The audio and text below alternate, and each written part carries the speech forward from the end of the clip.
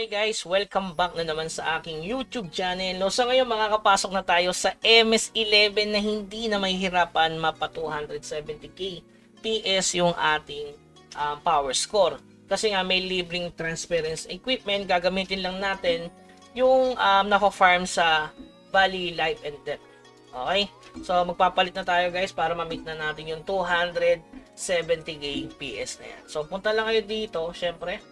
Gagamitin natin yung yung reward sa BOLD. Parang kakaiba yun Okay, so ayan, papalit lang tayo dito. Ayan. Soul of Life and Death. Papalit tayo dito, ayan. 60 siya guys, hindi ko alam kung nare-reset to weekly. Pero mas maganda bilhin nyo na agad to. Pero pwede rin kayong bumili nito, 30 lang guys Kung wala kayo nung isa. Yung Chonpa, di ba? O yung Wu Yogi, pwede din. So, bilhin na natin to mga boss. Ayan. So, mamamit na natin ang 270k PS na yan. Okay, let's go. Siyempre, hindi natin babasagin yan mga boss. Libre yan Kung weekly may ipon mo siya. Kung masipag kayong mag-BOLD. Ayan. Bam! Sakto. 270k. Siyempre, nababasag ba ito sa plus 1? Siyempre, hindi nababasag sa plus 1 yan. Sa plus 2 ata nababasag. O syempre, hindi natin enhance yan. GG tayo dyan. Yan, 270k PS na tayo, no? So, sagutin muna natin kung paano na ba tayo magpag-gold dito sa Mir 4. Kasi medyo nahihirapan tayo magpag-gold. Lalo na kung sa main. Kasi ako nangihinayang na akong ibenta to. Lalo na kung bumubuo ko ng legendary na eye. So, ito na yung progress sa legendary eye natin. Meron na akong 150k 150 pieces. Medyo hirap lang ako dito sa platinum kasi na out of stock tayo niyan. Ang ginawa ko kasi puro steel. Expected ko kasi baka makakuha ko ng legendary weapon or legendary yung sa armor, no? Kaya nakaporma na. Yung pala makukuha ko, accessory. Kaya yun lang timing kay Mir 4. So from 0 na naman tayo. So ngayon, nasa 154 na siya guys. So konting na lang to. Konting boss hunting. Yun tama, pagpatay sa mga boss, ayan, mga summon, para makumpleto natin yan. Tapos regarding naman sa gold nga, kung marami kayong alp, ito yung isang pwedeng yung maging source ng gold. Ayan. Mahal kasi ito sa market 0.41.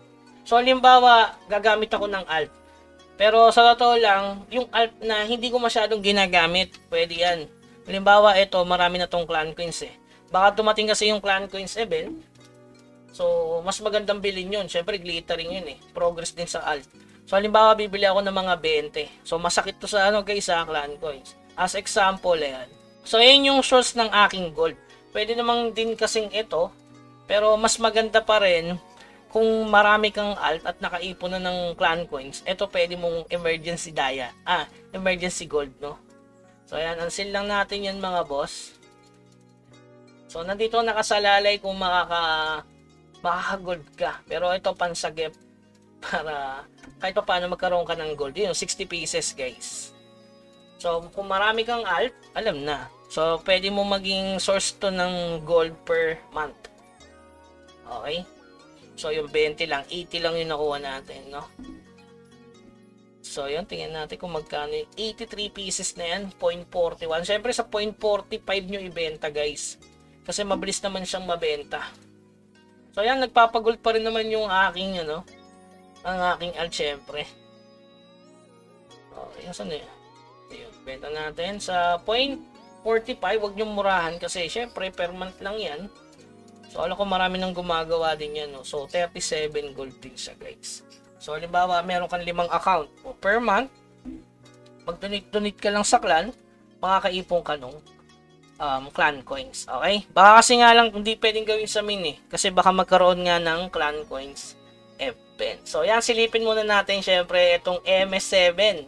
MS11. So, silipin natin mga boss. Ayan na. First time ko makakapasok dito guys. Ilan na ba yung? Grabe, dami ko na rin palang Asian coin, no? So, ayan. Pasok tayo guys. Silipin natin. 30 minutes lang din ba to? Iyon, no?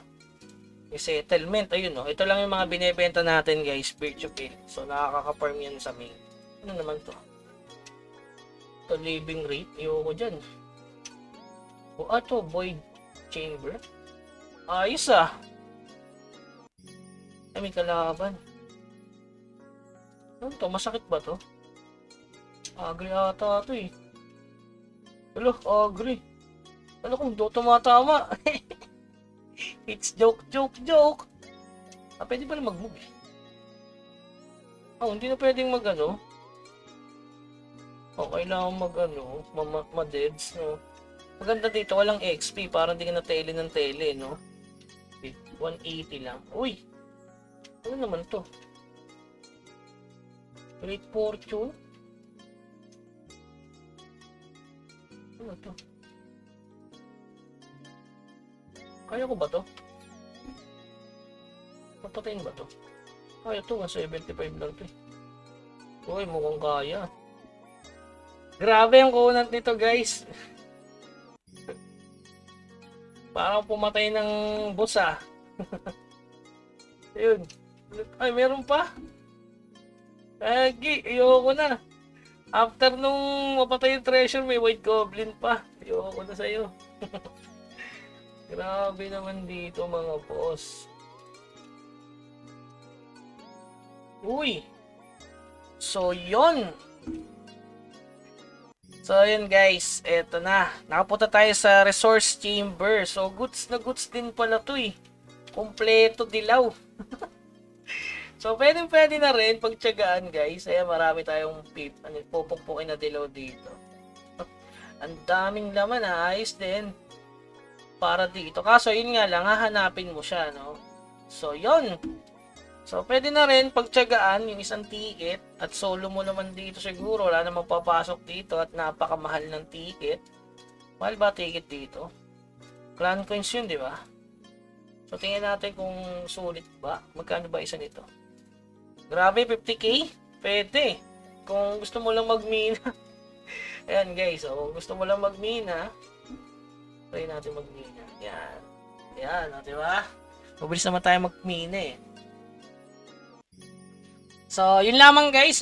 Goods din naman kung regarding sa resource chamber. Ayan, kompleto na. Kung gusto mo magtapos ng daily, ayan, merong energy, dark steel, yung grass, tsaka ito, dalawa oh. Dalawa yung ano, mining ore.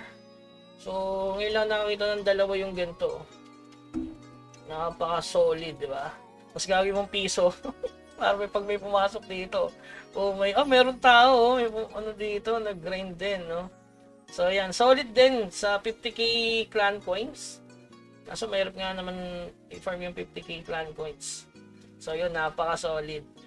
So, yun lamang guys. Shoutout muna tayo. Shoutout kay Simedjas. Yan. Pa-shoutout next bid ng Asia 053. Shoutout din kay Sora ng Asia 52. Pa-shoutout Bugs. Haha.